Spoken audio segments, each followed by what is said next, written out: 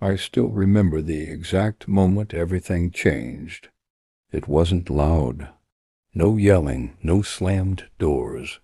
Just one cold sentence that told me exactly who she really was. My name is Mark. For 6 years I was with Sarah. We had built what most people would call a good life together. I worked in logistics and supply chain, solid pay, good benefits. We had a nice apartment in the suburbs outside Chicago. Routines that kept things stable. Sarah worked in marketing, sharp, ambitious, always put together. I respected her drive. I trusted her completely. My mom was 78. After my dad passed, she lived alone in a small house about 20 minutes away. She never asked for much. A quiet woman who loved her garden, her coffee in the morning, and reruns of her favorite old shows. Her knees were getting bad, and her eyesight wasn't what it used to be, but she still carried herself with quiet dignity. I visited her every weekend, sometimes more. Sarah would come along occasionally, but I could always feel the difference in her mood. Looking back, the signs were there. The sighs when I mentioned taking Mom to the doctor. The short replies when I asked her to check in while I was on a long haul or stuck at a site. I brushed it off. I told myself relationships need compromise. I told myself my mom was my responsibility, not hers. I didn't want tension. But that Thursday afternoon, I couldn't ignore it anymore. I was stuck in traffic coming back from a meeting when my mom called. Her voice was shaky.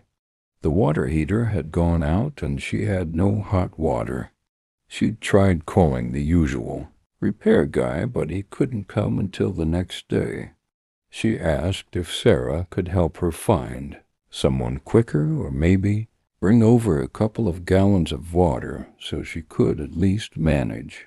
Simple request. Nothing crazy. I asked Sarah if she could swing by after work, just for 30 minutes. She was on her laptop and didn't even look up. Tell her to figure it out, Mark. I'm not her caretaker. The words hit hard. I stood there holding the phone while my mom stayed silent on the other end, clearly embarrassed she'd even ask. I told Mom I'd handle it and hung up. Sarah kept typing like it was nothing. No apology. No hesitation. That was the first real crack. But it wasn't the last. I didn't explode. I just felt something inside me go very still, like a door closing quietly. I should have noticed the signs earlier, the way respect for my mother, and eventually for me, was slowly disappearing. Love can blind you. Comfort can keep you stuck. I was about to see everything clearly. I drove to my mom's that evening myself, fixed the water heater with help from a neighbor, sat with her while she had tea, and made sure she was okay. She tried to brush it off. It's fine, honey. Sarah's busy with her own life, but I saw the exhaustion in her eyes, the quiet acceptance that she was becoming a burden. It broke something deep inside me. The next few weeks I started paying real attention. The disrespect wasn't a one-time thing. It was a pattern. Sarah avoided family dinners if Mom was coming. She made little comments about old people stuff whenever I spent time over there. When Mom needed help with some medical paperwork, Sarah told her straight, "You should learn to handle these things yourself, Linda. We all have our own lives." I didn't confront her right away. I observed. I watched how she treated me when I put my mother first. The cold shoulders. The passive-aggressive remarks about me being too attached to my mom. The way our intimacy started feeling forced and empty. Then came the night that ended it for me. We were out to dinner with some of her friends. One of them casually asked about my mom. Sarah laughed lightly and said, "Oh, Mark's mom is sweet, but she's from a different time, always needing something. I told her the other day to just figure it out on her own. We can't drop everything every time something breaks." They chuckled. I sat there with my fork in my hand, feeling the blood drain from my face. She said it so casually. Like my mother, the woman who raised me, worked hard and sacrificed everything, was just an annoying inconvenience in our modern life. When we got back, she asked what was wrong. I looked at her and said calmly, "You told my 78-year-old mother to figure it out. A woman whose knees hurt so bad some days she can barely walk. And you said it like it was funny." She rolled her eyes. "Mark, you're overreacting. She's an adult. She needs to be independent." That's when the last bit of respect I had for her died. Not in rage, but in total clarity.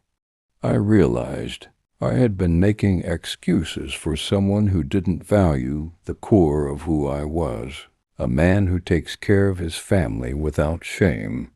I started detaching. Quietly, I stopped sharing my plans, stopped asking her opinion on family matters. I spent more evenings with Mom, took her to appointments, got her a better heating pad, arranged a reliable helper who came a few times a week. Small, steady improvements. Sarah noticed the distance. She complained I was different, not fun anymore. I didn't argue. I kept moving forward on my own path. The pain was there, deep and quiet, watching 6 years slowly dissolve. But I didn't let it control me. I used it. I noticed her spending grow, shopping, nights out, luxuries. I stayed quiet, separated finances, and tracked what was mine. The betrayal wasn't the words. It was the disrespect. That's when I understood everything. She never saw the shift coming. While she thought I was just in a mood, I was preparing. I took a promotion at work that meant more responsibility, but better pay and stability. I moved my mom into a comfortable, senior-friendly apartment in the same community, just a few minutes away. I made sure she had daily help and never had to ask for basic things again. Sarah tried being nicer for a short time when she saw the changes, but the warmth on my side was gone. I was polite, civil, nothing more. One evening she came home and saw me calmly packing some of her things that were spread around the apartment. "What are you doing?" she asked, voice rising. I looked at her and said, "I'm creating space for my peace, for my responsibilities. You told my mother to figure it out. Now I'm telling you the same. Figure your life out without leaning on mine." She was shocked. Tears, accusations, reminders of all our years together. I listened without interrupting. When she finished, I simply said, "Respect once lost can't be forced back. You taught me that." I gave her time to find her own place, but in my heart, the relationship was already over. I changed the accounts, focused on work, started waking up earlier, lifting, reading, rebuilding myself stronger in every way that mattered. The revenge wasn't loud or messy. No public humiliation. It was simply removing her from the center of my life and filling that space with discipline, duty, and self-respect. Months later, I heard she was struggling. The lifestyle she'd grown used to wasn't easy to maintain on her own. She reached out a couple of times with messages about missing us. I didn't reply with anger. I barely replied at all. My mom, now settled and peaceful, once told me, "You did the right thing, son. A woman who doesn't respect your mother will never truly respect you." She was right. The last time Sarah saw me was at a mutual friend's gathering 6 months later. I had been promoted. I looked healthier, calmer, more grounded. My mom sat beside me, smiling, her hand on my arm. When Sarah walked in and our eyes met, she froze for a second. I gave a polite nod. No hate, no gloating, just quiet finality. She saw what she had lost, not because I destroyed her life, but because I rebuilt mine. I didn't lose the relationship. I found myself again. Today my life is simpler, but has real meaning. I take care of my mom with pride. I focus on my purpose. I move differently, with clear boundaries and self-respect.